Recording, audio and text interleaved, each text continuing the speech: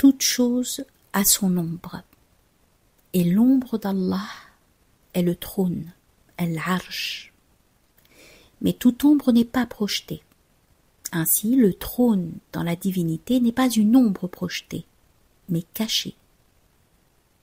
Ne vois-tu pas que lorsque les corps qui jettent une ombre sensible sont entourés de toutes parts par la lumière, leurs ombres se retranchent en eux? La lumière porte son ombre en elle-même, de même que l'obscurité porte en elle sa clarté. Mais du fait qu'Allah siège sur le cœur de son serviteur et dit « Ma terre et mon ciel ne peuvent m'envelopper alors que le cœur de mon adorateur m'enveloppe », pendant que le nom Ar-Rahman siège sur le trône extérieur, perspective macrocosmique, ce trône extérieur est l'ombre d'Ar-Rahman et le trône humain, perspective microcosmique, est l'ombre d'Allah. Entre les deux trônes, il y a un rapport analogue à celui existant entre les deux noms Allah et Ar-Rahman. Bien qu'il soit dit « Invoquez Allah » ou « Invoquez Ar-Rahman », quel que soit celui que vous invoquerez, c'est à lui qu'appartiennent les très beaux noms. Sourate 17, verset 110. La différence de rang entre les deux noms ne restera pas cachée de toute façon pour un être intelligent. C'est ainsi que ceux qui étaient soumis aux obligations islamiques, lorsqu'on leur eut dit « Prosternez-vous pour Ar-Rahman », demandèrent « Et qu'est-ce qu'Ar-Rahman » Sourate 25, verset 60. Mais par contre, lorsqu'on leur avait dit « Adorez Allah », ils n'ont pas demandé « Qu'est-ce Allah ?» D'autre part, le trône étant un sarir, terme qui signifie trône, et aussi chose cachée, il est resté non manifesté dans la Rahmaniya.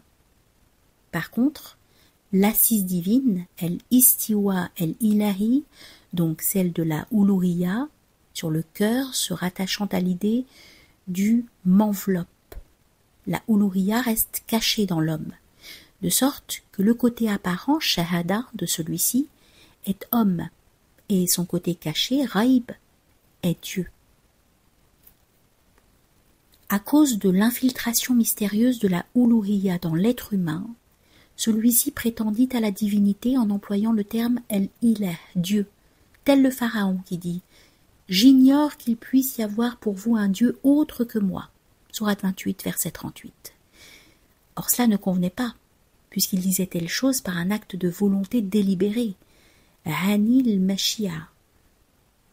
Il n'a pas parlé sous l'empire d'un hal initiatique et en se conformant à un ordre d'en haut qui lui aurait enjoint de dire « An Allah, je suis Allah ». Il n'a pas simplement employé le terme « Ilah, Dieu », mais il a été exclusif en précisant « autre que moi ». Comprends bien ce point.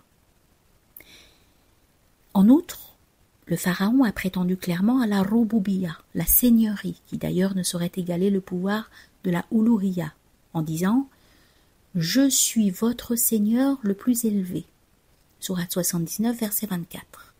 Là encore, il a parlé sans avoir la justification de celui qui dirait une telle parole à cause d'un hal, par voie d'ordre divin et avec simple adhésion de la volonté propre, dans un état d'union, jam'an, comme Abu Yazid el-Bistami qui proclama en s'exprimant en termes coraniques « En vérité, moi je suis Allah, pas de divinité si ce n'est moi, adorez-moi donc ».